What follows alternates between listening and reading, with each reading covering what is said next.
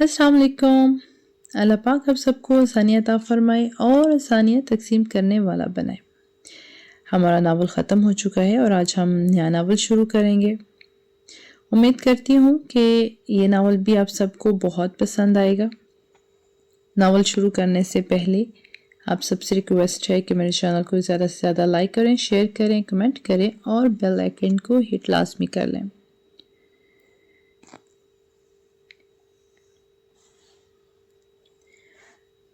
तो जी जनाब, आज मैं लेकर आई हूँ आपके लिए एक बहुत ही खूबसूरत और मानी खेज नावल। एक ऐसी कहानी जो सब्र, ईमान और उम्मीद की रोशनी में दिलों को जोड़ती है। एक ऐसी कहानी जहाँ आजमाइशें ईमान को मजबूत बनाती हैं और उम्मीद अंधेरों में रोशनी बनकर उभरती है। तो आइए इस सफ़र का आगाज़ करते हैं। नावल का नाम है कहफ और ये लिखा है राबिया खान ने।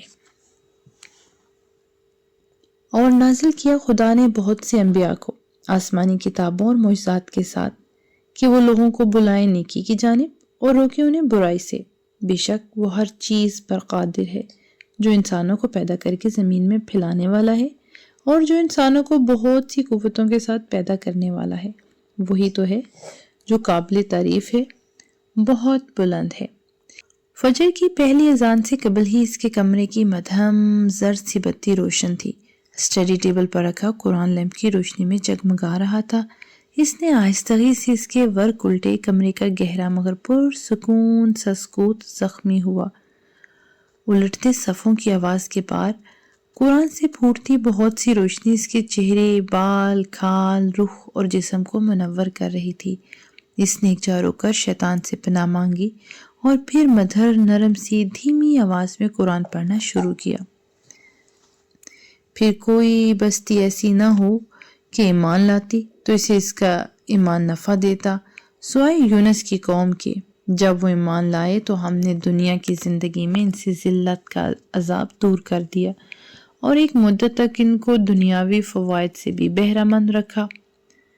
सूरह यूनुस। मधुर सी आवाज़ कमरे की स्याही में घुलने लगी। इसी पहर इसकी खिड़की से गिरती ठंडी चांदनी कमरे की फ़िज़ा में तहलील होने लगी। इसने इसकी मौजूदगी महसूस करके भी सर नहीं उठाया। जो ही गर्दन ज़रा झुकाकर मधुर आवाज़ में पढ़ती रही, और अगर तुम्हारा परवरदिगार चाहता तो जितने लोग ज़मीन में हैं सब के सब ईमान ले आते। इसकी मशहूर कुन आवाज़ सुबह की जामनी सी रोशनी में बिखरने लगी। रात भर लोगों की स्याहकारियों के बायस फ़िज़ा में जमा घटन ज़दा सा एहसास इसकी आवाज़ के साथ धुलने लगा। तो क्या तुम लोगों पर ज़बरदस्ती करना चाहते हो कि वो मोमिन हो जाए? सूरह यूनुस। इसकी झुकी आंखों की खूबसूरत पलकें रुखसारों पर सजदा रेज थीं। संजीदा मगर नरम चेहरा बहुत पुरसुकून दिखता था। अगली आयत पढ़ते इसकी आवाज़ की हल्की सी लर्जिश के बाद कमरे की फ़िज़ा झनझना उठी थी। हालांकि किसी शख्स को कुदरत नहीं है कि अल्लाह के हुक्म के बगैर ईमान लाए, और जो लोग बेअक्ल हैं इन पर कुफ्र और ज़िल्लत की नजासत डालता है। सूरह यूनुस। कहो कि देखो तो आसमान और ज़मीन में क्या क्या कुछ है, मगर जो ईमान नहीं रखते इनके लिए निशानियां हैं और डरावे, इनके लिए निशानियां और डरावे कुछ काम नहीं आते। सूरह यूनुस। इसका नरम अरबी लबो लहजा सारी फ़िज़ा को साकिन किए हुए था। कमरे में बहती इसकी आवाज़ के बायस खुशबू सी तहलील होने लगी। ऐसी खुशबू जो कुरान वालों के रगों पे में से उठा करती है। ऐसी खुशबू जो हर लम्हा, हर आन और हर साथ कुरान वालों का अहाता की होती है। कुछ लम्हों के बाद इसने आहिस्ता से कुरान को बंद करके चूमा और फिर इसे एक जानब रख दिया। दुआ के लिए हाथ उठाए और फिर चंद लम्हे दुआ करने के बाद वो स्टडी टेबल से उठ खड़ी हुई। गहरे सब्ज़ रंग का दुपट्टा अब तक इसके चेहरे के अहाते के अतराफ में बंधा था। टेबल के साथ ही ज़मीन पर जय नमाज बिछी थी। वो आहिस्ते से उठकर जय नमाज पर आ खड़ी हुई। फजर की पहली अजान की दबी दबी सी आवाज़ कमरे में सुनाई देने लगी। इसने अजान ख़त्म होने का इंतज़ार किया और नीयत बांध ली। इसके हर पढ़े जाने वाले लफ्ज़ के نیکی لکھی جانے لگی تھی، کیونکہ وہ تھی جو پہلوں میں پہل کیا کرتی تھی۔ سبحان اللہ۔ اقبال کی مہندی اسی ہفتے ہے نا؟ ناشتے کی گول میز پر عابد صاحب کا پورا گھرانہ براجمان تھا۔ سربراہی کرسی پر عابد صاحب بیٹھے اخبار طے کر کے رکھ رہے تھے۔ ان کے ساتھ ہی رامین بیٹھی تینوں بیٹیوں کو لتاڑ رہی تھیں۔ ان کی صبح صبح کی ڈانٹ پھٹکار معمول کا کام تھا، اسی لیے بچیاں اور شوہر صاحب اثر لیے بغیر ناشتے میں مشغول تھے۔ جی بچے، اسی ہفتے ہے اس کی مہندی، ایک نوالا منہ میں رکھ کر نفاست سے چباتے ہوئے انہوں نے جواب دیا۔ مانو ردا اور شیزا کی تو بانچیں ہی کھل گئیں۔ بے داغ سے سفید کالج ڈریس میں وہ دونوں اونچی پونی ٹیل بنائے کالج کے لیے تیار لگ رہی تھی۔ مہمان کب تک آئیں گے عابد؟ ظاہر ہے سب مہمان اب زاہد بھائی کے گھر تو نہیں ٹھہریں گے نا، کچھ کا تو یہاں پر بھی انتظام کرنا پڑے گا۔ عابد کے سامنے کپ میں چائے انڈیلتے ہوئے انہوں نے فکر مندی سے کہا تو عابد صاحب نے بھی اس بات میں سر ہلا دیا۔ جی بیگم، کچھ مہمان تو یہیں پر بھی رکیں گے، لیکن زیادہ بھیڑ نہیں ہوگی، سب کے گھر تو شہر میں ہی ہیں، بس سائمہ اور بڑے بھائی جان آئیں گے، تمہیں زیادہ پریشان ہونے کی ضرورت نہیں۔ آرام بھائی بھی آئیں گے؟ ایک دم ردا نے بہت چہ کر سوال کیا تو رابیل کے حلق میں نوالا اٹکا۔ اس نے بے اختیار پانی کا گلاس منہ کو لگایا۔ بالکل آئے گا، ہمارے ہی گھر ٹھہرے گا، اس گھر کا ہونے والا دماد ہے، پورے ارمان پورے کرنے ہیں میں نے اس پر۔ رامین کو اپنا اکلوتا دماد بہت پسند تھا، وہ سائمہ پھپھو کا بیٹا تھا اور رابیل کا پچھلے 1 سال سے منگیتر بھی، اسی لیے اسے ہونے والے دمادوں والا خاص پروٹوکول دیا جاتا تھا۔ رابیل نے مسکرا کر ردا اور شیزا کے شرارتی چہروں کو دیکھا اور وہ دونوں اس کی جڑواں بہنیں تھی، اس سے 1 سال چھوٹی۔ بس اب خالی پلاؤ پکانا بند کر دو اور شرافت سے کالج جاؤ، اس نے مسکراہٹ دباتے ہوئے بہت جلے سے تبصرے پر دونوں نے بدمزہ ہو کر دیکھا اسے۔ سیاہ بائے اور سیاہی حجاب میں وہ اس اترتی صبح میں دھمک رہی تھی، اس کی گہری سی آنکھوں میں نرم سی شرارت تھی اور لب بہت دھیمی مسکان لیے ہوئے تھے۔ رابی تو ہمیشہ ایسے ہی کرتی ہیں ہمارے ساتھ، جہاں ذرا سا موڈ اچھا ہو جائے وہیں پر اپنی جلی باتیں لے کر سارا موڈ خراب کر دیتی ہیں، ٹیلنٹ ہے یہ بھی۔ اس نے مسکرا کر جوس کا گلاس رکھا اور بیگ کندھے پر ڈالتی اٹھ کھڑی ہوئی۔ رابیل کب تک آؤ گی تم؟ میں کیوں، اپنے وقت پر ہی۔ وہ جو جانے ہی لگی تھی رامین کے سوال پر رک گئی۔ بیٹا ذرا جلدی گھر آ جانا، تمہارا مہندی کا ڈریس نہیں سلا ہے اب تک، اور درزی کو ناپ بھی دینا ہے تمہارا، اور شیزا مجھے بتا رہی تھی کہ تمہاری تیاری بھی ادھوری ہے شادی کی۔ اس نے ایک کوف سے سانس لیا۔ ماں میں پہلے بھی کہہ چکی ہوں کہ آپ کو میرے پاس فی الحال یہ بازاروں کے چکر لگانے کا وقت نہیں ہے، آپ شیزا کو لے جائیں اپنے ساتھ، میرا اور اس کا سائز بالکل ایک ہے، اور جوتا بھی اپنی پسند سے لے آئے گا، کیونکہ میرا اور ہم تینوں کے جوتے کا سائز بھی ایک ہے۔ چٹکیوں میں اس نے مسئلے کا حل کیا۔ امی نے گہرا سانس لیا۔ پھپھو آنے والی ہیں تمہاری، کچھ تو تیاری رکھو اپنی، تم لڑکیوں کو دیکھو سسرالیوں کے آگے کیا کیا جتن کرتی ہیں، اور ایک تم ہو رابی۔ اس کے چہرے پر سایہ سا لہرایا، کیا بحث پھر سے اسی طرف جا رہی تھی جہاں اسے ہمیشہ سے تکلیف ہوتی تھی۔ ایک پل کو عابد نے بھی اسے چہرہ اٹھا کر دیکھا۔ میں اور کیا تیاری کروں ماں، سب کچھ تو ہے میرے پاس، لیکن تمہارا یہ دوپٹہ، مجھے اس سے بہت الجھن ہوتی ہے۔ نماز قرآن تک تو سب ٹھیک ہے رابیل، لیکن اس قدر شدت پسند ہونے کی کیا ضرورت ہے؟ پچھلے مہینے ہی تمہاری تصویر جب سائمہ آپی نے دیکھی تو سب سے پہلے یہی پوچھا تھا کہ اس نے یہ دوپٹہ کیوں باندھ رکھا ہے سر پر، تب تو میں نے بات ٹال دی، لیکن تم اب کیا کرو گی اور کیسے جواب دو گی ان کے سوالوں کا؟ صبح ہی صبح جانے اس کا دل ان باتوں سے عجیب ہونے لگا تھا۔ اس نے چند ہی مہینے پہلے انٹر کے امتحانات کے بعد چھٹیوں میں مدرسہ جانا شروع کیا تھا، تب وہ حجاب نہیں لیتی تھی، لیکن پچھلے مہینے سے وہ حجاب بھی لینے لگی تھی، اور اپنے گھر والوں کے ہر دفعہ کے ٹوکنے پر بھی اب وہ انہیں جوابات دیتے دیتے تھکنے لگی تھی۔ اس نے انہیں بتا دیا تھا کہ یہ اللہ کا حکم ہے، بس فل سٹاپ۔ اس بات کے بعد بھلا کسی اور تعویل کی گنجائش رہ جاتی ہے، لیکن وہ تھے کہ سمجھتے ہی نہ تھے، اور کچھ لوگ ہوتے ہیں جو کبھی نہیں سمجھتے۔ ماں میں پہلے بھی کہہ چکی ہوں آپ کو، اور اب دوبارہ کہہ رہی ہوں کہ حجاب اب میرے ڈریس کوڈ کا حصہ ہے۔ میں نے اسے کسی بھی مقصد کے تحت لیا ہو، لیکن اب میں اسے اپنے سر سے نہیں اتار سکتی۔ میں یہ نہیں کر سکتی ماں۔ آخر میں نہ جانے کیوں اس کی آواز لرز سی گئی تھی۔ ہاں تو کیا ہوا، چھوڑ بھی دو۔ میں نے کتنی ہی لڑکیوں کو دیکھا ہے، وہ حجاب یا نقاب تک لے کر دوبارہ سے اپنی نارمل روٹین پر آ جاتی ہیں، اور ایک تم ہو کس قدر شدت پسند بنتی جا رہی ہو۔ ان کی بات پر اس کا دل کانپا۔ ایک دفعہ رب کا حکم پڑھ کر اوڑھ لینے کے بعد کیا وہ اس کو اتار لینے پر قادر تھی؟ کیا وہ یہ سب کر سکتی تھی؟ کیا وہ لوگوں کی خوشی کی خاطر اللہ کو ناراض کر سکتی تھی؟ اس نے کمال ضبط سے روکے تھے اپنے آنسو۔ ماں، میں نہیں جانتی کہ جو لڑکیاں حجاب لے کر چھوڑتی ہیں وہ کیوں ایسا کرتی ہیں۔ شاید انہیں حجاب فیسینیٹ کرتا ہو یا کسی خاص وجہ کے تحت انہوں نے یہ خود پر اوڑھا ہو، لیکن ماں، میں نے اسے صرف اللہ کے لیے اوڑھتی ہوں، اور میرے لیے اس وجہ سے بڑھ کر اور کوئی وجہ ہو ہی نہیں سکتی۔ تو رابی، تو تم کیوں اتنا ایکسٹریم پر جا رہی ہو؟ کیا ہمارے خاندان میں کوئی لیتا ہے یہ حجاب؟ ہاں واٹ ایور، نہیں نا، تمہیں بھی ہمارے ساتھ ساتھ چلنا چاہیے، نہ کہ یوں اپنی ڈیڈین کی مسجد بناؤ۔ شیزا کے اکتا کر کہنے پر اسے نہ جانے کیوں بہت اندر تک تکلیف ہوئی تھی۔ کتنی ہی بار پچھلے مہینے سے وہ اس موضوع پر ان کے ساتھ بحث کر چکی تھی، انہیں سمجھا چکی تھی، لیکن نہ جانے کیوں اس بحث کے آخر میں ہمیشہ اس کا دل زخمی ہو جایا کرتا تھا۔ ربیل، تم جاؤ ربیل، دیر ہو رہی ہے تمہیں۔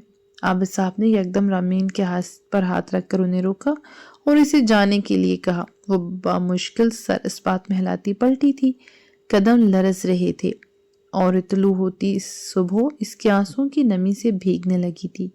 وہ کمزور نہیں تھی، لیکن انہیں وضاحتیں دیتے دیتے اس کا وجود ہلکان ہونے لگا تھا۔ کچھ اس کی طبیعت حساس تھی اور کچھ اس کا مزاج بھی نازک تھا۔ ذرا سا کوئی اس کے لباس پر کچھ کہہ دیتا تو وہ بے چین ہو جاتی تھی، اور اب تو حال یہ تھا کہ اسے ہر وقت ہی اس موضوع پر بحث کرنا پڑتی تھی۔ وہ کیوں نہ اس رویے سے زخمی ہوتی۔ کیا کرتی ہو تم؟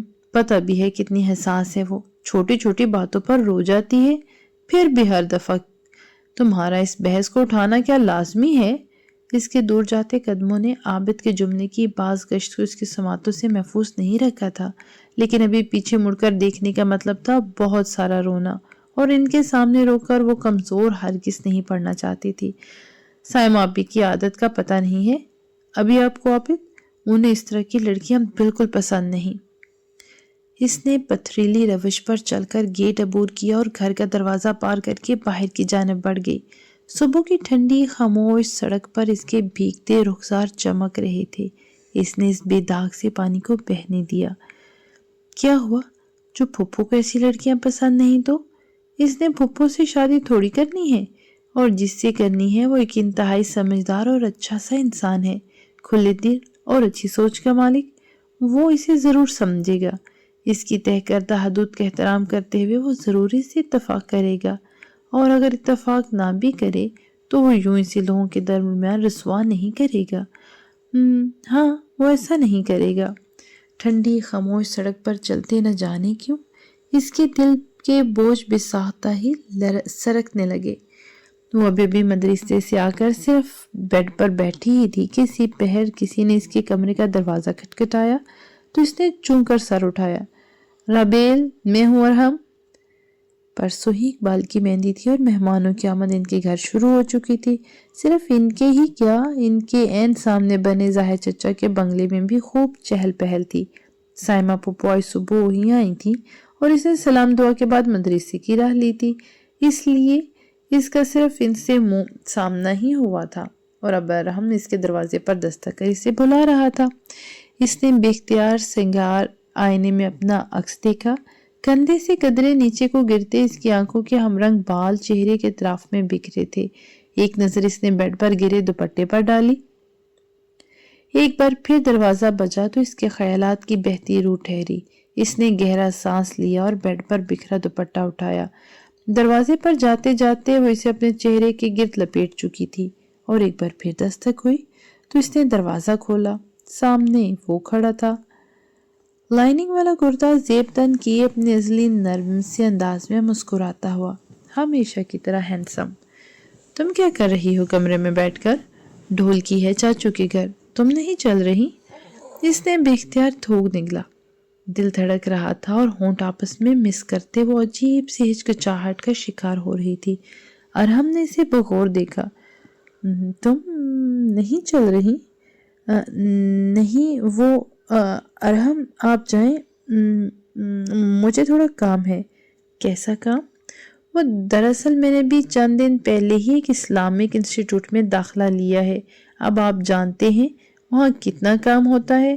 بس مجھے اسائنمنٹ بنا کر جمع کروانے ہیں، اسی لیے نہیں جا سکتی ڈھولک میں۔ آپ جائیے، ریدا اور شیزا دونوں جا رہی ہیں، یقیناً آپ کو بور نہیں ہونے دیں گی۔ ایک رسمی سی مسکراہٹ کے ساتھ کہہ کر اس نے بات ختم کی تھی۔ ارحم کے تاثرات یکدم عجیب سے رنگ میں ڈھلے۔ تم جانتی ہو کہ تمہاری کمی کوئی پوری نہیں کر سکتا۔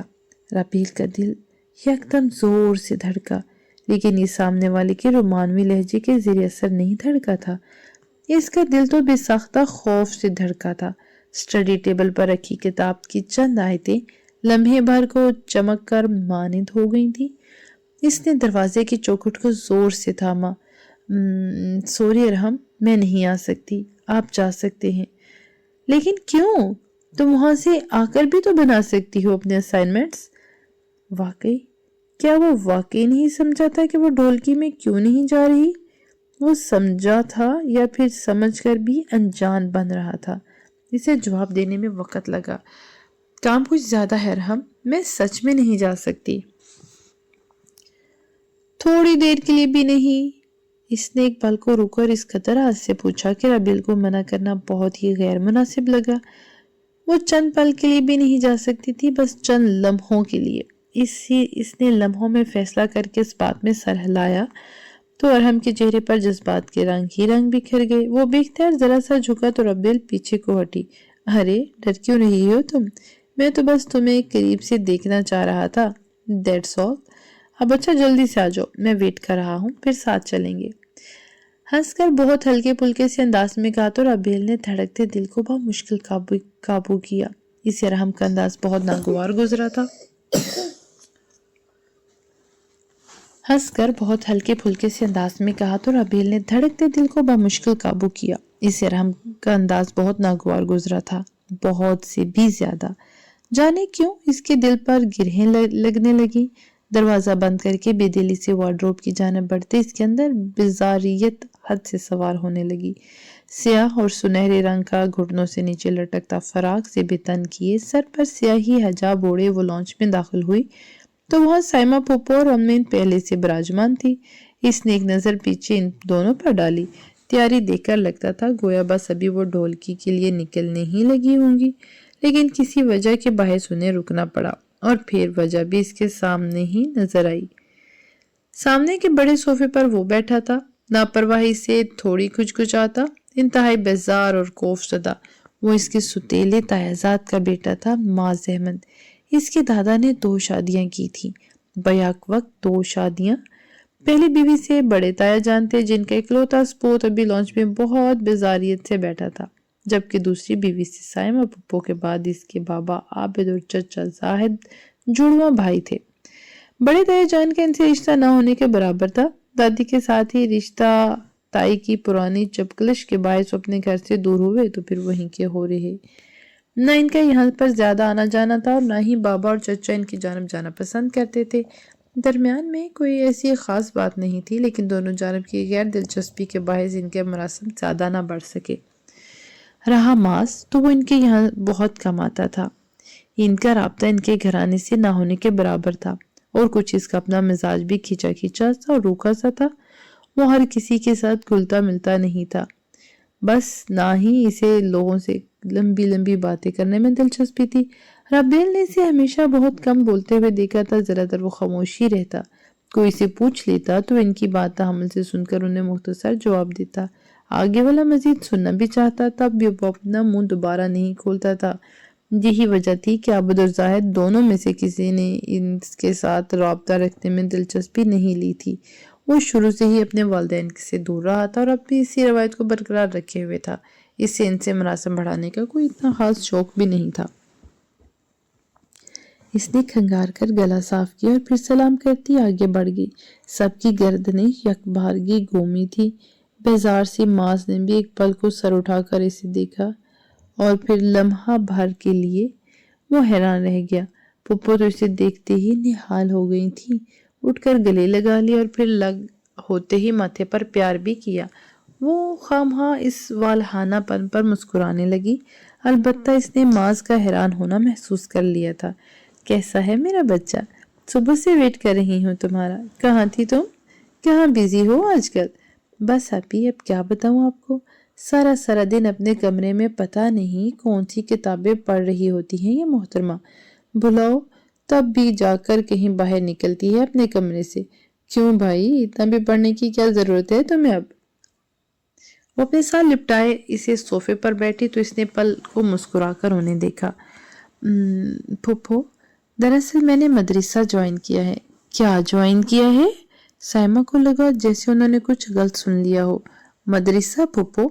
اس کے گال بے ساختہ گلابی ہوئے تھے، کن آنکھیوں سے اس نے ماس کا چہرہ بھی دیکھا تھا اور وہ پہلو بدل رہا تھا، جانے کیوں؟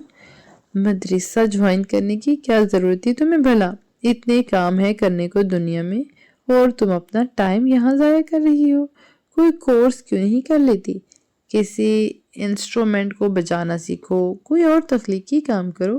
یہ تم کیا کرنے لگی ہو؟ انہیں ایک آنکھ نہیں بھایا تھا اس کا مدرسہ جانا۔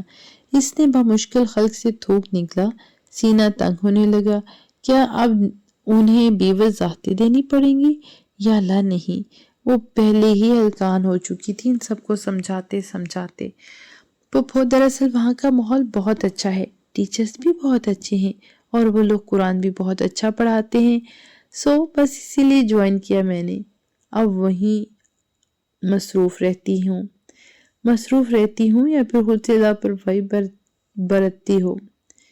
سکن دیکھو کس قدر خراب ہونے لگی ہے تمہاری۔ تم لڑکی ہو ربیل، اگر تم نے اپنا مکمل طور پر خیال نہیں رکھا تو وہ دن دور نہیں جب تم جوانی کے وقت میں بھی بوڑھی نظر آنے لگو۔ ردا اور شیزا بھی تو ہیں، چھوٹی ہیں تم سے، لیکن سیلف کیئر کی وجہ سے کتنی کھلی کھلی سی رہتی ہیں۔ کچھ ان سے ہی اپنی پرواہ کرنا سیکھ لو۔ اس کے گال ایک بار پھر سے گلابی ہوئے تھے، دل کیا تھا بس ابھی بھاگ جائے یہاں سے اٹھ کر۔ ہر کوئی آخر ایک ہی بات کیوں کر رہا تھا؟ پھپھو، میں رکھتی ہوں اپنا خیال۔ اس کی منمناہٹ کسی نے سنی ہو یا نہ سنی ہو، ماس نے ضرور سن لی تھی، جب ہی وہ دونوں ہاتھ باہم ملاتا آگے کو جھک کر بیٹھا۔ اب کہ اس کا چہرہ واضح ہوا، سرمئی آنکھوں کے کانچ بے حد پرکشش تھے، کھڑے نقوش اور آخری حد تک بیزار مزاج۔ بلا شبہ وہ بہت وجیح تھا، ارحم سے کہیں زیادہ ہینڈسم اور وجیح۔ ارحم کی انٹرنشپ مکمل ہوئی پھپھو؟ اس نے یکدم سوال کیا تو ربیل سمیت دونوں خواتینیں بھی یقینی اس کی جانب دیکھا۔ اچھا، تو اسے بولنا آتا تھا؟ جی بیٹا، بس اب ہو چکی ہے مکمل، حال ہی میں اپنے پاپا کے ساتھ آفس جوائن کیا ہے اس نے اس بات میں سر ہلایا اور پھر بے طرفے پھپھو سے ارحم کے متعلق باتیں کرنے لگا، اس کے بزنس کے متعلق، اس کی عادات و اطوار کے متعلق۔ رابیل نے ایک پل کو حیران ہو کر پھپھو کی جانب دیکھا تھا، جو کہ اب بالکل بھی اس کی طرف متوجہ نہیں تھے۔ تو کیا ماس نے اسے پھپھو کے سوالوں سے بچانے کے لیے اس بات کا آغاز کیا تھا؟ نہیں تو وہ تھا کہ ٹھیک سے کسی کو جواب بھی نہیں دیا کرتا تھا۔ اس نے ایک بار پھر نگاہیں سر پر ڈالی اور غیر محسوس طریقے سے لانچ سے اٹھ کر آئی۔ اب اسے ڈھولکی میں جانا تھا، خدایا، اس کا دل ہر شے سے ابلنے لگا۔ چند ہی پل ڈھولکی میں بیٹھنے کے بعد جب اسے اپنے اوپر ہر ایک کی اکتائی ہوئی نگاہ محسوس ہوئی تو وہ زیادہ دیر وہاں نہ بیٹھ سکی۔ ماں سے نیند کا بہانہ کر کے وہ گھر چلی آئی۔ اس کی جگہ بیسی محفلوں میں ختم ہو چکی تھی، اسے اندازہ تھا۔ ٹوٹتے دل کے ساتھ اس نے بمشکل خود پر ضبط رکھا اور وضو بنا کر اسٹڈی ٹیبل تک چلی آئی۔ پڑھنے کے لیے لب وا کیے مگر دو آنسو لپک کر قرآن کے صفحے میں جذب ہو گئے، لب کھلے، لرزنے لگے۔ وہ جو ہی خالی سی چند پل جگمگاتی آیات کو دیکھنے لگی۔ میرا دل ٹوٹ رہا ہے اللہ، میں ٹوٹ رہی ہوں۔ آنسو پھسل کر رخسار پر چمکنے لگے، مگر اس نے پھر بھی اپنا سانس ہموار رکھنے کی کوشش کی، خود کو دلاسا دیا، سب ٹھیک ہو جائے گا، ایک دن تو سب اسے قبول کر ہی لیں گے، بس صبر سے اسے اس دن کا انتظار کرنا تھا۔ ہاں، بس چند دن کا صبر اور میرے گھر والے مجھ پر زور ڈال رہے ہیں، خاندان والے مجھے قبول نہیں کر رہے، لوگ مجھ سے بیزار ہو رہے ہیں اللہ، لوگ مجھ سے اکتا کر منہ موڑ رہے ہیں۔ ٹپ ٹپ آنسو بہنے لگے تھے، دل پر جمے زخموں کے نشان بڑھنے لگے۔ ہر آن اس کا دل زخمی ہوتا جا رہا تھا۔ پھر بھی اس نے ہمت کر کے شیطان سے پناہ مانگی۔ آواز شدت جذبات کے باعث لرز رہی تھی۔ کیا میں یہ حجاب چھوڑ دوں؟ تو کیا یہ میں قرآن چھوڑ دوں؟ کہ کیا میں اللہ کو چھوڑ دوں؟ اس نے ایک پل کو چہرہ اٹھا کر آسمان کی جانب دیکھا تھا، دل لمحوں میں سکڑ کر پھیلا۔ اور کہو کہ اے پروردگار، میں شیطانوں کے وسوسوں سے تیری پناہ مانگتا ہوں۔ سورہ مومنون آیت نمبر 98۔ ان الفاظ پر ساکت رہ گئی تھی۔ اور اے میرے پروردگار، اس سے بھی تیری پناہ مانگتا ہوں کہ وہ میرے پاس آ موجود ہوں۔ اس نے بے ساختہ اپنے خیال پر استغفار پڑھا تھا۔ یہ خیالات شیطان کی جانب تھے، اسے ان سے پناہ مانگنی تھی۔ اسے ہر شے سے اللہ کی پناہ چاہیے تھی، یہاں تک کہ جب ان میں سے کسی کے پاس موت آ جائے تو کہے گا کہ اے رب مجھے دنیا میں واپس بھیج دے۔ سورہ مومنون آیت نمبر 99۔ اس کی لرزتی آواز ان آیات پر بار بار ٹوٹ رہی تھی۔ اسے دکھائی دے رہا تھا اللہ اسے بتا رہا تھا کہ یہ اس کا ایک ہی موقع ہے۔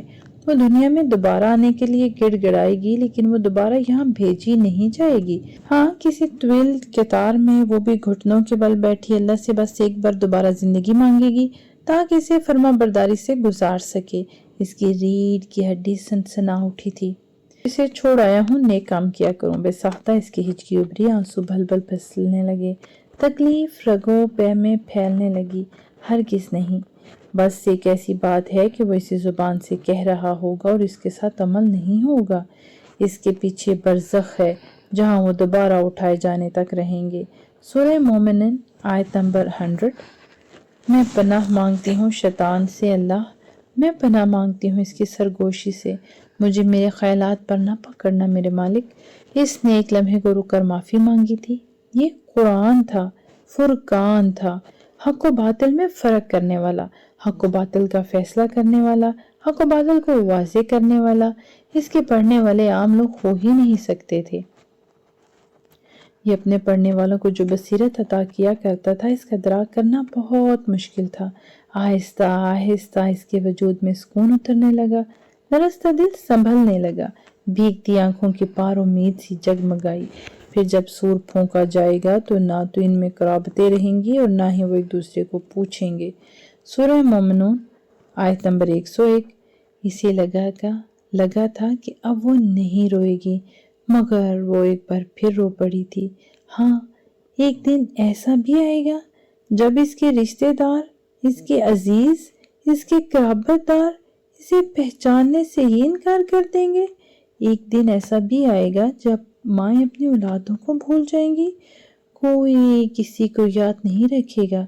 ہاں، ایک دن ایسا آئے گا، ایک دن ایسا آنے والا تھا، ایسا دن جس میں کوئی کسی کا بوجھ نہیں اٹھائے گا۔ اس دن ہر نفس کو اپنا بوجھ خود اٹھانا ہوگا۔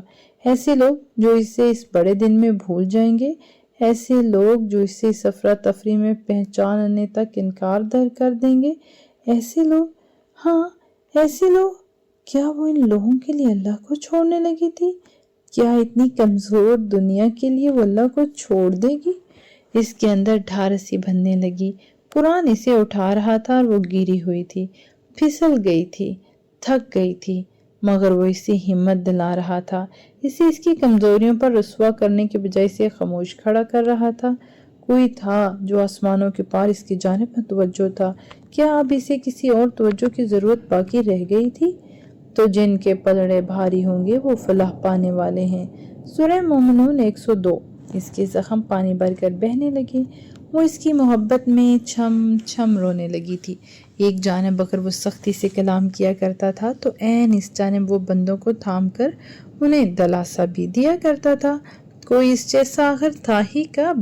اس نے آہستہ سے قرآن بند کیا اور چہرہ دونوں ہاتھوں میں گرا کر رونے لگی۔ اس کی بلند سسکیوں کی آواز باہر ٹھنڈے پڑے لانچ میں صاف سنائی دے رہی تھی۔ ماس جو اسی پہر زاہد چچا کے گھر جا رہا تھا، ان سسکیوں پر ٹھہر گیا۔ پھر ایک پل کو نگاہیں اس کے کمرے کے دروازے پر پھسلیں اور اگلے ہی پل وہ سر ہلاتا آگے بڑھ گیا تھا۔ پیچھے اس کی سسکیاں اب تک سنائی دے رہی تھیں۔ تم اقبال کی شادی سے خوش نہیں ہو؟ شیزا جو اس کے کمرے میں کھڑی سنگھار آئینے کے سامنے تازہ کٹے بالوں پر برش پھیر رہی تھی گویا ہوئی۔ اس نے ایک لمحے کو کتاب سے سر اٹھایا تھا۔ نہیں تو تمہیں ایسا کیوں لگا؟ اسے شیزا کا سوال سمجھ میں نہیں آ رہا تھا۔ سنگھار آئینے میں نظر آتے اس کے عکس نے کندھے جھکائے تھے۔ ویسے ہی تم نہ تو کمرے سے باہر نکلتی ہو اور نہ ہی شادی کے کسی کام میں دلچسپی لکھتی ہو، تو مجھے لگا شاید تمہیں اقبال کی شادی سے کوئی مسئلہ ہے۔ ربیل نے گہرا سانس لیا تھا۔ خدا کے لیے اپنے اندازے اپنے پاس رکھو، پھپھو کی عادت سے واقف ہو نا تم۔ اس قسم کی کوئی بھی بات اگر ان کے کان میں پڑی تو میرا پتہ تو صاف ہو جائے گا۔ وہ اس کے جواب پر یکدم اس کی جانب پلٹی تھی۔ یہی تو سمجھانے کی کوشش کر رہی ہوں تمہیں کہ تم یہ سب کر رہی ہو، نہ تو تمہیں شادی کے کسی فنکشن میں دلچسپی لے رہی ہو، نہ ہی ارحم بھائی کو ٹائم دے رہی ہو۔ خاندان کی لڑکیاں باتیں کر رہی ہیں تمہارے پیچھے کہ ربیل تو کسی کو منہ ہی نہیں لگاتی، ناک اتنی اونچی رکھتی ہے کہ اپنے منگیتر تک کو نہیں بخشا۔ شیزا نے گویا اس کے سر پر دھماکہ کیا تھا۔ اس نے چند پل اسے بے یقینی سے دیکھا۔ لیکن ایسا تو کچھ بھی نہیں ہے۔ وہ تمہاری طرف سے نہیں ہے نا ربیل، لیکن ان کی طرف سے پورا ہے سب کچھ۔ تم کیوں اپنے سسرال والوں کو ٹائم نہیں دے رہی؟ مجھے نہیں سمجھ آ رہا۔ آخر سوچ کیا رہی ہو تم؟ کیا چل رہا ہے تمہارے دماغ میں؟ کچھ دن پہلے ارحم بھائی اقبال کی ڈولکی پر مجھ سے پوچھ رہے تھے کہ ربیل کو کیا ہوا ہے۔ مجھے اندازہ تھا کہ ان کا اندازہ اشارہ کس جانب ہے، لیکن میں نے بات ٹال دی۔ اصل میں کیا چاہتی ہو تم رابی؟ اس کے پیچھے اتنا سب چل رہا تھا اور وہ بے خبر بیٹھی اپنی اسائنمنٹ بنا رہی تھی۔ یکدم اس کی پیشانی پر فکر چمکی۔ کتاب ایک جانب رکھ کر پوری طرح سے شیزا کی جانب متوجہ ہوئی۔ وہ اب پھر سے بالوں میں برش چلا رہی تھی، البتہ چہرہ اس نے ربیل کی جانب موڑ لیا تھا۔ اب میں کیا کروں شیزا؟ اگر ارحم نے اس بات کو محسوس کیا تو یقیناً پھپھو نے بھی کیا ہوگا۔ بالکل۔ شیزا کے مہر ثبت کرنے پر اس نے گہرا صدمہ لیا۔ بہت کچھ ایک ساتھ اس کے اندر جھگڑ کی صورت گھومنے لگا تھا۔ تو اب میں کیا کروں؟ کیا کروں؟ کیا مطلب؟ بھئی باہر نکلو کمرے سے، شادی کے کاموں میں دلچسپی لو، لوگوں سے ملو جلو، ڈھولکیاں اٹینڈ کرو اور ارحم بھائی اور پھپھو کو خاص ٹائم دو، تبھی جا کر زبانیں بند ہوں گی خاندان والوں کی۔ اور پلیز رابی اپنا یہ دوپٹہ مت لپیٹنا سر پر۔ آخر میں اس نے اکتا کر کہا تو ربیل کے اندر یکدم چند سے کچھ ٹوٹا۔ اسے شیزا کے آخری جملے سے بے حد تکلیف ہوئی تھی۔ لیکن میں حجاب کرنے لگی ہوں، یہ بات تم بھی جانتی ہو اور ماں باپ کو بھی میں نے بتایا تھا اپنے فیصلے کے بارے میں۔ تو کیا ہوا؟ پھپھو یا ان کا بیٹا تو اس بارے میں نہیں جانتے نا، اور سچ پوچھو تو زندگی کا اصل محور تو ارحم بھائی ہی ہیں۔ تمہیں اپنے آپ کو ویسا ہی ڈھالنا ہوگا جیسا وہ چاہیں گے۔ محور ارحم بھائی ہے؟ اس نے نہ سمجھی سے ایک لمحے کو شیزا کی پشت کو دیکھا۔ ابھی چند دن پہلے ہی تو کسی اترتی فجر میں نے اللہ سے کہا تھا کہ اب اس کی زندگی کا محور صرف وہی ہے، اب اس کی زندگی صرف اس کے لیے ہے۔ اب میں ایسے میں یہ ارحم کہاں سے آ گیا؟ میری زندگی کا محور ارحم ہرگز نہیں ہے۔ لہجہ سخت نہیں تھا مگر اس میں جمع اٹل سا تاثر شیزا کو ٹھٹکا گیا تھا۔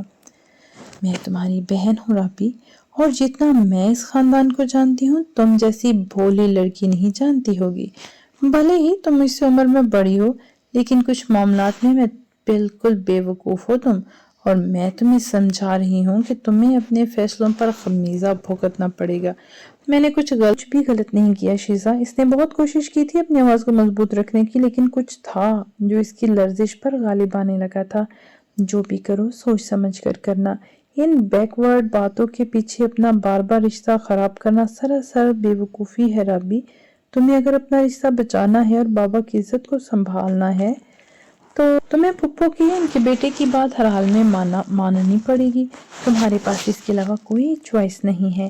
اگر کمرے سے باہر نکلے تو اس نے سر بے ساختہ دونوں ہاتھوں میں گرا لیا۔ آنسو آنکھوں سے ابلنے لگے اس نے، لیکن گہری گہری سانس لے کر بہت سا نمکین پانی حلق میں اتار لیا۔ یہ تو سفر کا آغاز تھا، کیا اس کے آغاز میں ہی رونا شروع کر دے گی وہ؟ اور اگر وہ آغاز میں ہی رو کر کمزور پڑے گی تو منزل تک کیسے پہنچے گی؟ کیا منزلوں تک ایسے پہنچا جاتا ہے؟ اس نے بجلی سے کتاب ایک جانب کو رکھی اور بیڈ سے پیر نیچے اتارے۔ اسے ابھی کی ابھی اپنی بات اللہ تک پہنچانی تھی، اسے ابھی کی ابھی نماز پڑھنی تھی۔ ہاں ابھی کے ابھی۔ اگلے دن تھکی تھکائی مدرسے سے آئی تو دیکھا گھر میں خوب چہل پہل ہو رہی تھی۔ مہندی میں صرف ایک دن باقی رہ گیا تھا اور اس طرح کی چہل پہل اب یقینی سی بات تھی۔ اس نے گردن یہاں وہاں گھما کر ماں کو تلاشا مگر وہ اسے کہیں نہیں دکھی۔ کندھے پر ٹنگے بیگ کو اس نے اتار کر ہاتھ میں لیا اور پھر جیسے ہی اپنے کمرے کی جانب بڑھنے لگی، لمحے بھر کو ٹہری۔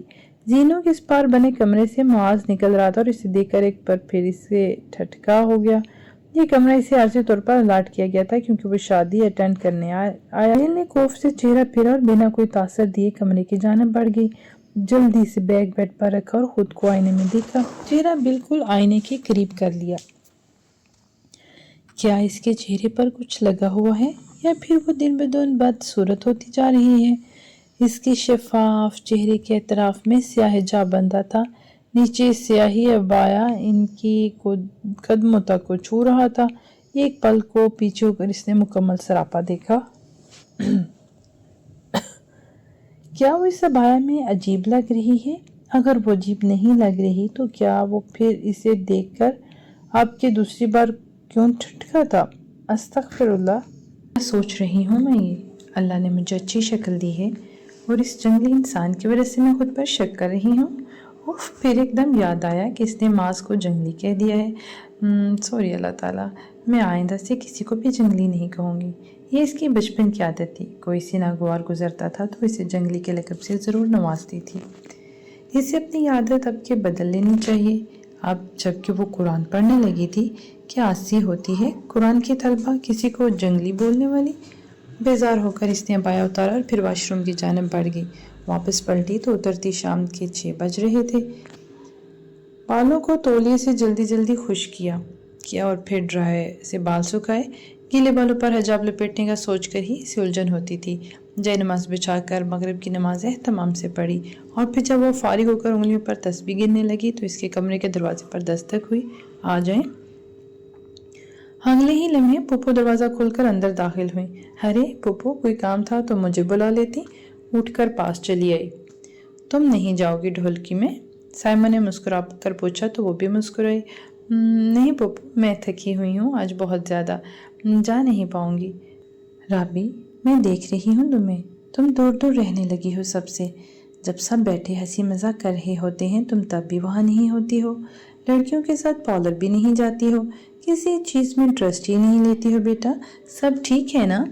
وہ اس کے لیے فکر مند تھی، لیکن کچھ تھا جو رابیل کو بے چین کر رہا تھا۔ ان کی میٹھی زبان سے جانے کیوں خلق میں کانٹے اگلنے لگے۔ میں ٹھیک ہوں پھوپھو، بس آج کل بیزی رہتی ہوں۔ تم بیزی رہو، ضرور رہو رابی، لیکن دین اور دنیا دونوں کو ساتھ لے کر چلو۔ اگر ایسا نہیں کرو گی تو بہت پیچھے رہ جاؤ گی۔ دنیا اس اونٹوں کے زمانے سے کہیں بہت آگے بڑھ گئی ہے۔ وہ آخر میں اس کا گال تھپ تھپا کر باہر کی جانب بولی تو رابیل خالی خالی سی دروازے میں کھڑی رہ گئی۔ وہ انہیں بتانا چاہتی تھی، انہیں کہنا چاہتی تھی کہ اکثر لوگ دین اور دنیا کو ساتھ رکھنے کے چکر میں اپنا دین ہی کھو دیتے ہیں اور آہستہ آہستہ اپنی دنیا کو ہی دین سمجھنے لگتے ہیں۔ وہ انہیں یہ بتا بھی نہ سکی کہ یہ ڈھولکیاں، یہ ناچ گانے کی محفلیں کیسے انسان کے اندر موجود پرہیزگاری کو کچل کر رکھ دیتی ہیں، کیسے انسان کے اندر موجود حیا کو ختم کر دیتی ہیں اور آخر میں ان سب کے ہاتھوں کیسے انسان ذلیل ہو کر ذلت کی موت مر جاتا ہے۔ بیٹھ کے پوچھ سے سر ٹکائے وہ گہری اداسی سے سوچ رہی تھی۔ وہ قرآن کی طالبہ تھی، اسے اپنا قرآن بہت عزیز تھا۔ وہ اپنے قرآن کی خلاف ورزی کرتی تو قرآن اس پر اپنے دروازے بند کر لیتا۔ لڑکیاں اسے تانے دیتی تھیں کہ وہ بڈھی روح بن گئی ہے۔ خاندان والے اسے طنزیہ نگاہوں سے دیکھنے لگے تھے۔ بہت سو کو اس نے اس طرح سر جھٹکتے ہوئے بھی دیکھا تھا۔ سب تکلیف دیتا تھا، سب کچھ۔ اس نے آنکھیں موند کر گہرا سانس لیا، مگر وہ مطمئن تھی۔ اس نے اپنے رب سے دعا کی تھی کہ وہ اسے اپنے پاس جنت میں گھر عطا کرے، اور جنت ایسے ہی نہیں مل جاتی۔ اس کی آنکھوں سے آنسو ٹوٹ ٹوٹ کر گرنے لگے تھے۔ اگلے دن اس کے مدرسہ کی چھٹی تھی۔ وہ صبح سے ہی ماں کے ساتھ کچن میں لگی کام کروانے میں مصروف تھی۔ کام والی نے چھٹی کر لی تھی تو اب سارا کام انہی کے ذمہ آ گیا تھا۔ اس کی دونوں بہنیں کزنز کے ساتھ مال گئی ہوئی تھیں، عین وقت تک بازار کے چکر، اور آخر میں وہی بچی تھی ان کا ہاتھ بٹانے کے لیے۔ اس نے آخری پلیٹ دھو کر ریک میں سجائی اور پھر پلٹ کر امین کو دیکھا۔ وہ سالن کو دم پر رکھ کر ڈھکن برابر کر رہی تھی۔ ماں، اب تو کوئی کام نہیں ہے نا؟ ہاں، بس ذرا سا سلاد بنا دو، باقی سارا کام تو ہو ہی گیا ہے۔ اس نے اس بات میں سر ہلایا اور پھر ٹیبل پر رکھی تازہ سبزیوں کی جانب چلی آئی۔ اب نے چھری اٹھائی ہی تھی کہ ارحم کچن میں داخل ہوا، جینز اور ٹی شرٹس پہنے، فریش سا۔ او ربیل، ماما کو دیکھا ہے آپ نے؟ جی بیٹا، وہ سامنے گئی ہیں زاہد بھائی کے گھر، صبح زرتاشا بھابی بلانے آئی تھی انہیں۔ اوہ، ربیل بھی اپنا ہاتھ روکے اور ہم کو دیکھ رہی تھی۔ چلیں ٹھیک ہے، پھر کوئی کام تھا بیٹا آپ کو؟ وہ پلٹنے لگا تو رمین نے پوچھ لیا۔ اب وہ ہونے والا داماد تھا اس گھر کا، اتنا پروٹوکول تو خیر بنتا ہی تھا۔ جی مامی، دراصل میرا کرتا شلوار استری نہیں ہے، ماما کو کہنا آیا تھا کہ وہ استری کر دیں، لیکن خیر ہاں تو ربیل کر دے گی نا؟ رمی نے یکدم کہا تو اس کے ہاتھ سے چھری گرتے گرتے بچی، اور ہم اب پر امید نظروں سے اسے دیکھ رہا تھا۔ اس نے بمشکل مسکرا کر اسے دیکھا اور پھر اپنی ماں کی طرف نگاہ رمین پر ڈالی، پھر اٹھ کر اس کے پیچھے چلی آئی۔ اس کے کمرے میں کپڑے یہاں وہاں بکھرے ہوئے تھے۔ اس نے آگے بڑھ کر پہلے کپڑے سمیٹ کر ایک جانب رکھے اور پھر جیسے ہی پلٹی اسے دیکھتا پا کر رک گئی۔ وہ ہاتھ باندھے دروازے میں ٹکا مسکرا کر اسے دیکھ رہا تھا۔ کمرے میں یکدم بہت آکورڈ سی خاموشی پھیل گئی تھی۔ ہر وقت بیزی رہتی ہو ربیل، مجھے تو موقع ہی نہیں ملتا تم سے بات کرنے کا، کتنا تنگ کرتی ہو تم مجھے؟ ہاں؟ ایک شرارتی سی پر شکوہ نگاہ اس پر ڈالی تو ربیل بمشکل مسکرائی۔ ارحم، آپ بتا دیں کون سا کرتا استری کرنا ہے؟ مجھے اور بھی کام ہے۔ ہوتے رہیں گے اور کام بھی، پہلے یہ کرتا استری کر دو اور پھر میرے ساتھ باتیں بھی کرو۔ اس نے آگے بڑھ کر استری سٹینڈ پر کرتا رکھا اور پھر بل اس کے ساتھ برابر آ کر کھڑا ہو گیا۔ ان کے درمیان بس ذرا جتنا فاصلہ تھا۔ ربیل غیر محسوس طریقے سے قدرے فاصلے پر ہوئی۔ تم کتنا پسند کرتی ہو مجھے؟ جی۔ اس نے یکدم ہی سر اٹھایا تو اس کے گڑبڑانے پر بے ساختہ ہنس دیا۔ ربیل کو اس کا انداز ایک بار پھر ناگوار گزرا تھا۔ مذاق کر رہا تھا بابا؟ تم بتاؤ کہ کیا تم مجھے اتنا پسند کرتی ہو کہ میرے لیے خود کو بدل سکو؟ اس کے تیزی سے چلتے ہاتھ پل بھر کو رکے تھے۔ اس نے نہ سمجھی سے سر اٹھا کر اس اونچے سے ہینڈسم بندے کو دیکھا۔ کیا مطلب؟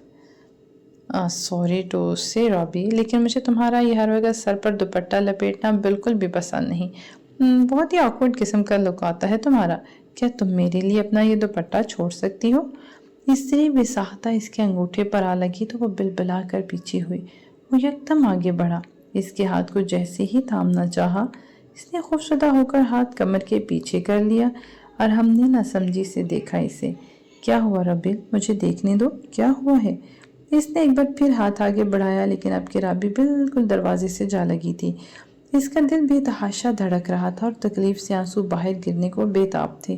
اسے لگا تھا کہ کم از کم ارحم اسے سمجھے گا، وہ اسے فیصلوں میں آزادی دے گا، وہ اسے کبھی ویسا محسوس نہیں کروائے گا جیسے لوگ اب تک محسوس کرواتے ہوئے آ رہے تھے۔ لیکن ابھی ارحم کی آخری بات نے جیسے اس کا دل ہی توڑ دیا تھا۔ وہ کہہ رہا تھا کہ اس حجاب میں بیکورڈ لگتی تھی۔ کیا یہی کہا تھا اس نے؟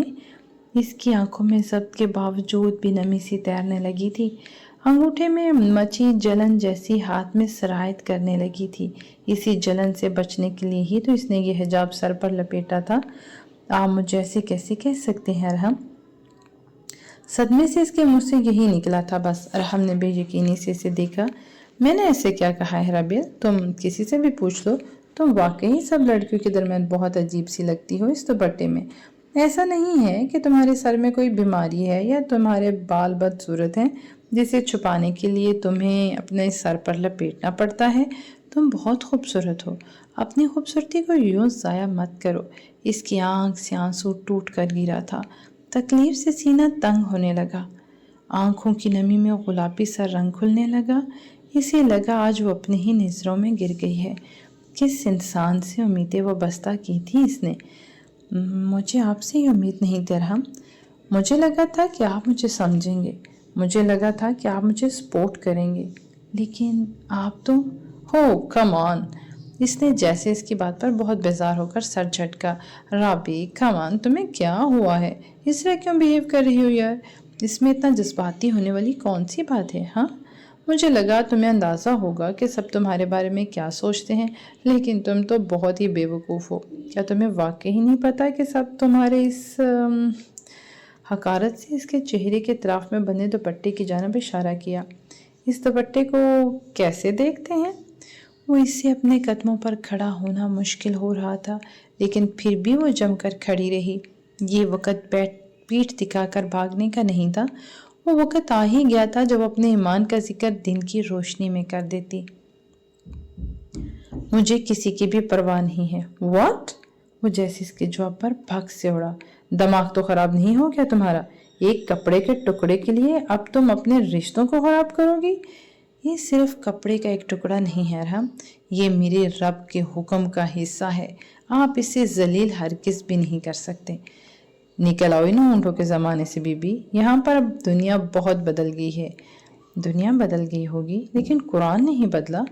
پتہ نہیں جو وہ دو بدو جواب دینے کی ہمت اس میں کہاں سے آ گئی تھی۔ شاید یہ ہمت اس پر آسمان سے اتر رہی تھی۔ ہاں، کوئی تھا جو اس کی پشت پناہی کر رہا تھا، جو اسے یوں مجھدار میں چھوڑنے والا نہیں تھا۔ تو تم اپنا یہ دوپٹہ نہیں چھوڑو گی؟ اس نے جیسے حتمی سوال کیا۔ ضرور چھوڑ دیتی میں اپنا حجاب، ضرور۔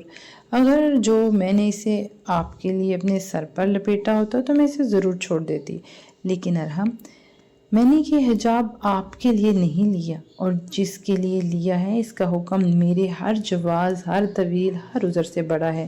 میں اس حجاب کو نہیں چھوڑوں گی، کبھی بھی نہیں چھوڑوں گی۔ ایک پل کو ہم نے اسے افسوس سے دیکھا تھا۔ میری سوچ سے بھی زیادہ بے وقوف لڑکی ہو تم ربیل۔ جی، میں بہت بے وقوف ہوں۔ عرب کے صحرا میں اسلام کی راہ پر چلنے والوں کو بھی ان کے اپنے بہت سے لوگوں نے بے وقوف کہا کرتے تھے۔ طنز و تحقیر کے تیر ان کی ذات تک میں گاڑ دیا کرتے تھے، لیکن انہوں نے اپنی روش ترک نہیں کی۔ میں بھی اپنی روش ترک نہیں کروں گی۔ کہتے رہے، ساری دنیا کہتی رہے مجھے بے وقوف، لیکن جو اللہ کے نزدیک عزت دار ہے اسے یہ دنیا بے عزت نہیں کر سکتی۔ میں اپنا حجاب نہیں چھوڑوں گی۔ یہ بات آپ بھی سمجھ لیں اور اس خاندان کے ہر فرد کو بھی سمجھا دیں۔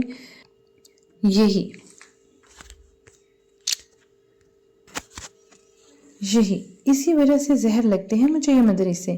ذرا لحظہ بھر کو رک کر اپنے آپ کو آئینے میں دیکھو، اپنے رویے کو دیکھو، کہیں سے بھی پڑھی لکھی اور 21ویں صدی کی لڑکی نہیں لگ رہی تم۔